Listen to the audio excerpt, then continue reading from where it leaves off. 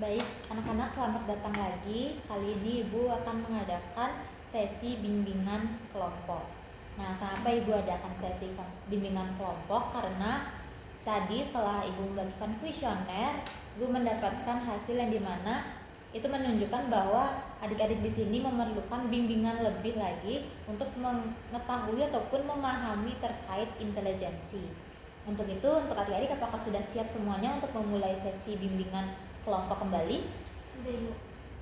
Oke, pada sesi bimbingan kelompok ini kita masih membahas hal yang sama seperti yang tadi, yang dimana di sini Ibu akan membahas terkait intelijensi yang bisa diawali dari pengertian intelijensi, kemudian kita akan memahami lagi terkait indikator-indikator dalam intelijensi, lalu juga kita akan memahami kembali terkait contoh seseorang yang memiliki intelijensi tinggi. Oke, mungkin akan Ibu tekankan lagi pengertian dari intelijensi.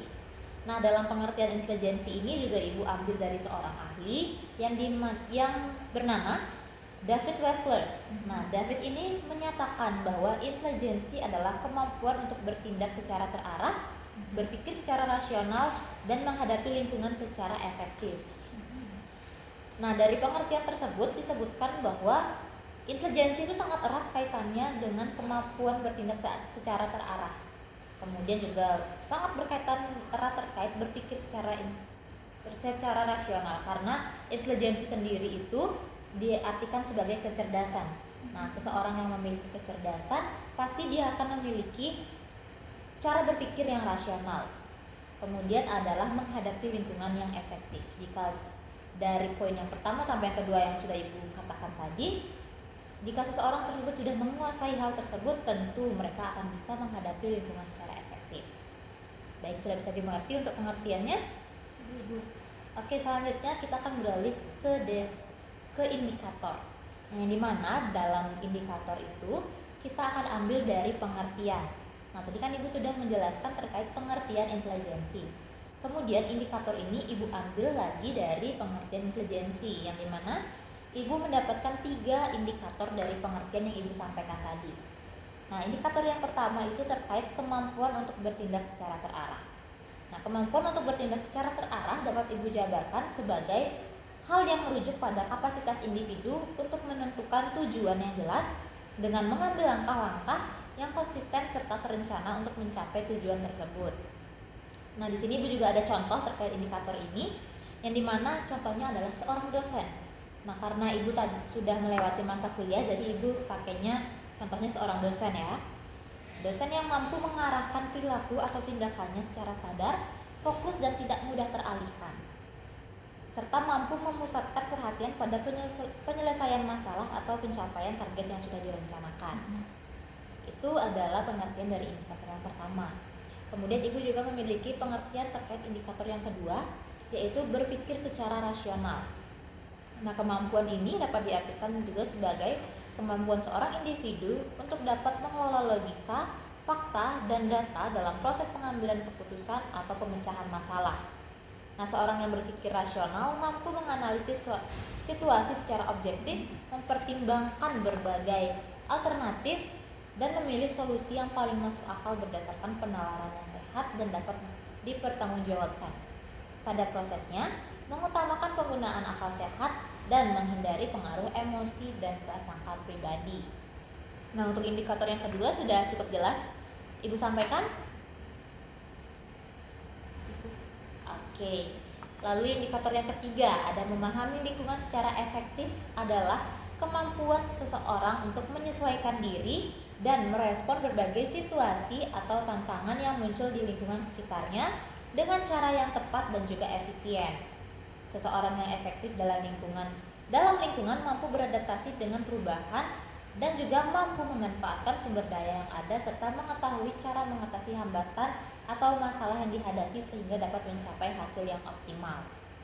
Nah, dari indikator dan juga pengertian yang sudah Ibu sampaikan tadi, mereka memiliki keterkaitan yang sangat erat ya. Jadi pengertian itu adalah induknya dan indikator adalah pembagiannya. Jadi indikator tidak akan jauh berbeda dari pengertiannya. Baik, sudah bisa dipahami untuk indikator dan juga pengertiannya? Oke, selanjutnya Ibu akan beralih lagi ke contoh orang-orang yang memiliki intelijensi yang tinggi. Kenapa harus ada contohnya? Ya, karena nanti dari contoh tersebut adik-adik bisa mendapatkan gambaran sehingga bisa lebih mudah untuk memahami dan mengetahui bahwa sebenarnya intelijensi ini itu benar-benar ada. Nah, contohnya di sini yang sudah sudah dipegang ya gambarnya, yang ibu buatkan tadi adalah contoh dosen ibu lagi, dosen ibu sendiri di Universitas Pendidikan Ganesha, yaitu Prof. Dr. Iketut Darsana MPD Kons, di mana beliau adalah seorang dosen yang memiliki intelijensi atau kecerdasan tinggi. Nah, kenapa ibu katakan seperti itu? Karena beliau adalah seorang yang menjalani pendidikan dari tingkat rendah. Beliau juga menjalani pendidikan dari bangku sekolah dasar sampai bangku perguruan tinggi. Nah, beliau juga mampu menjadi seorang guru besar di jurusan bimbingan konseling. Dengan perjalanan yang cukup banyak di bidang pengetahuan dan juga pendidikan, akhirnya beliau juga mendapatkan tempat sebagai guru besar di jurusan bimbingan konseling. Nah, beliau juga mampu membuat inovasi-inovasi baru dalam banyak hal, terkhusus dalam bidang tes psikologi. Nah, contoh ibu ini adalah seseorang yang memiliki intelijensi tinggi sehingga beliau mampu menciptakan soal-soal ataupun pernyataan-pernyataan yang nantinya sangat berguna untuk orang-orang. Salah satunya mungkin tes yang sudah pernah kalian laksanakan, yaitu tes psikologinya. Baik, bisa dipahami? Nah, tapi di luar seorang yang memiliki intelijensi tinggi juga ada seseorang yang memiliki intelijensi rendah. Kenapa?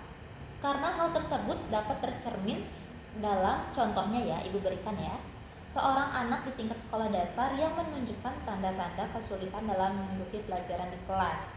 Ia tampak lambat dalam memahami instruksi guru, bahkan untuk tugas sederhana seperti mengerjakan soal penjumlahan atau menyalin tulisan dari papan tulis, dibutuhkan waktu lama baginya untuk menyelesaikan tugas dibandingkan teman-teman sekelasnya. Hal tersebut mencerminkan kebalikan dari indikator-indikator yang sudah ibu sampaikan tadi terkait intelijensi.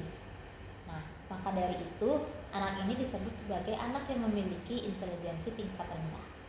Apakah sudah bisa dipahami? Bisa, Ibu.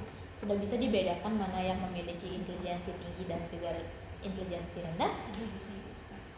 Baik, mungkin dari intelijensi yang ibu jelaskan ini nantinya akan memandu kalian untuk bagaimana bisa berpikir secara terarah lagi.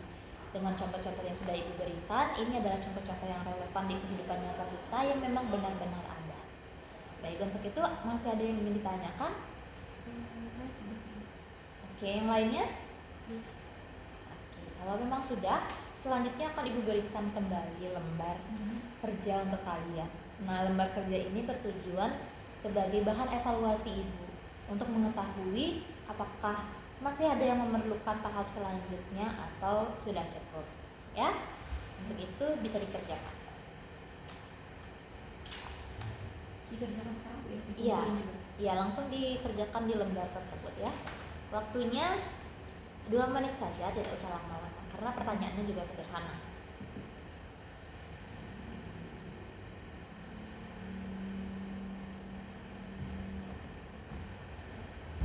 Ini sambil ibu lihat ya.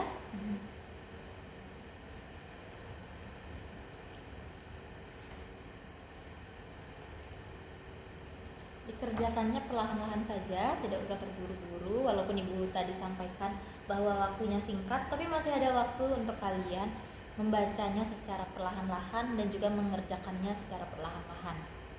Silakan dikerjakan sendiri ya, karena ini adalah kompetensi kalian sendiri. Oke, sudah? Sudah. Ya, bisa dikumpulkan. Ya. Oke, baik. Jawabannya sudah ada di sini semua ya, sudah jadi satu. Oke, nanti akan ibu evaluasi terlebih dahulu hasilnya ini untuk anak-anak semuanya. Karena selanjutnya masih ada jam mata pelajaran lain, silakan diikuti terlebih dahulu jam tersebut ya. Ya. Untuk itu silakan kembali ke kelas masing-masing. Terima kasih, Bu. Ya.